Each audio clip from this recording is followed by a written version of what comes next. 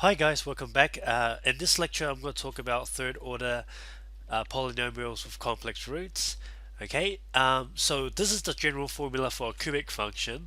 Px is equals to ax cubed plus bx squared plus cx plus d. Okay, now we need to focus on two parts in this cubic function. One is the d. Let me do it in yellow. D, which is our constant, and our coefficient of the x cube, okay, which is the coefficient. Okay, so let me demonstrate that using an example. Okay, so if I have px is equals to 2x cubed plus x squared, or minus x squared plus 3x plus 6. So our d is equals to 6 and a is equals to 2. Now what a tells you is the is how would the factors going to look like at the end. So for example, what I mean is because you have x to the cube, right, you'll have three factors. Okay, so there will be x plus k, or k can be any number. Okay, let's call it k1, and then x plus k2, and then x plus k3.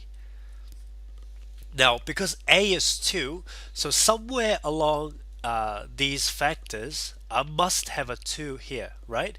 Because if I go 2x multiplied by x multiplied by x, it will give me back the 2x cubed. Okay, so the function of a tells you how would the factors going to look like, especially the coefficient in front of the x. Okay. Now, what d tells you is because that we're dealing with a cubic function, our first root, the way we found our first root is only by trial and error. Okay, so what is our range of trial and error samples? That is depends on the d. Okay, so the d is 6, right? So we list out every single factors for d. So 1, 2, 3, and 6. Yeah.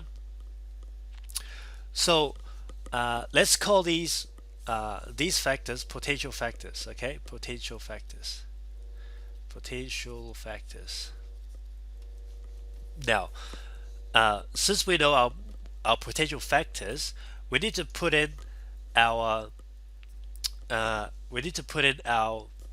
trial numbers. So let's call these numbers our trial numbers. Trial, spelled it wrong. Trial numbers into either K1, K2, or K3. Okay, so I'll put it in K1 and K2 and K3 because it will give me a whole number, right? So X, let's say for example, if I'm testing, for example, 1, remember it's plus n minus 1, and it's plus n minus 2, plus n minus 3, plus n minus 4. Okay, so if I put in, for example, x equals to positive 1, okay, equals to 0. So my testing parameter will be x equals to negative 1. So let's test that. What we are testing is that what value, let's call this a, that will give me a 0. Okay, so we need to find this a value here. Okay, so for example, px of negative 1, that will give me 2 times negative 1 to the cube minus negative 1 to the square plus 3 to the negative 1 plus 6. So that indeed gives me a 0. Okay, so what that tells me is that at x equals to negative 1 for that function, for px, negative 1 will be my root of my function. Okay, so my factor will be x plus 1, right? X plus 1. So this is a very crucial information because I can use this information to deduce my other two roots, right? So how do we do that? We do that using our long division. So x plus 1 into our long division of 2x cubed minus x squared plus 3x plus 6. Okay, now 2x squared into x plus 1, that will give me 2x cubed plus 2x squared, right? So that will be 2x squared, 2x cubed plus 2x squared.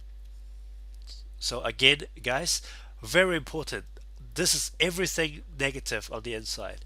So that will be a 0, negative minus a positive 2. So that would be a negative 3x squared. And then I have to drag this column down, which is plus 3x, right? Okay, so what do I have to times this to eliminate this term? Well, that would be multiplied by 3x into x plus 1. So that will be 3x squared minus 3x. So minus 3x minus 3x squared plus, oh, sorry, no, minus 3x. And again, everything is negative. So that will be 0, positive 3, minus a negative 3, that will be a positive 6x plus 6. So again, clearly that will be just a 6. So 6x plus 6 gives me 0. Now, what I've essentially it's doing is I've put in 2x cubed. Let me write down the equation again. Plus 3x plus 6. Okay, so I've factorized out the x plus 1, and then I found that the other factor is 2x cubed, or 2x squared minus 3x plus 1. Now, one thing that you guys should know is that this is a quadratic, right? Quadratic. And from a quadratic, from the complete the square method, I can find the remaining roots. Okay, so that's very important. Our first step is to find our root by trial and error, which gives us the quadratic, and from the quadratic we can use this complete the square method to find the other two roots. Okay, so let's do that. I hope you guys remember that whenever we do complete the square method, we always have to get rid of the coefficient in front of the x squared. So the way we do that is to divide everything by 2. Oh, I think I made a mistake. That should be a 6 here. That should be a 6.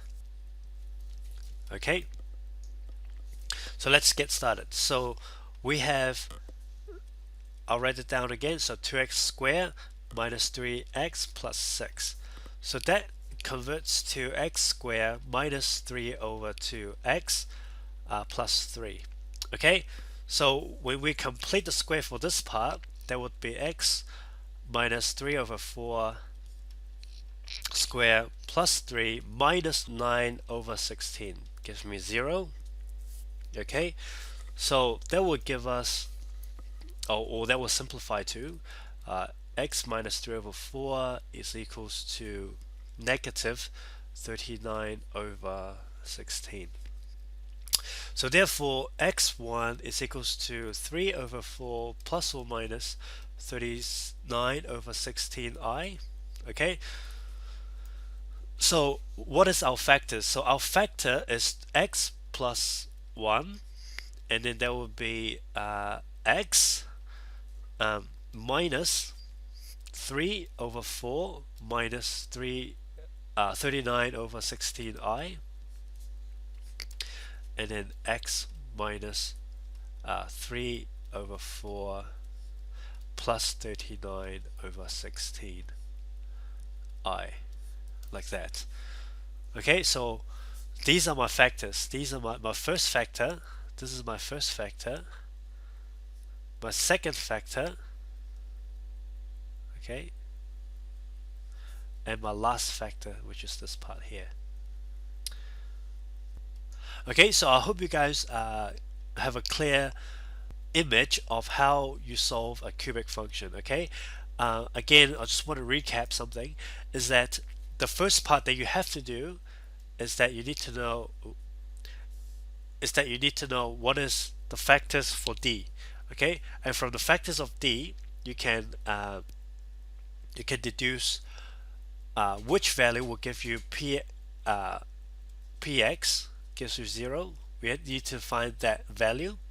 Okay, so we found that the x equals to negative 1, px is equals to 0. Okay, so x plus 1 is a factor, and you use long division. So this is the long division, long div, to get my quadratic. Okay, and from the quadratic, you use complete the square method, to find the other two roots. Okay, which is this one and this one. Okay, I'll have one special case, which is I'll just do another example of this, but in a much more complex situation. Okay, guys, hope you guys understand, and if you don't, always remember that the discussion board is for you to gain better understanding. Okay, so if you have any questions at all, please contact me on the discussion board. Okay, so I'll see you guys in the next lecture.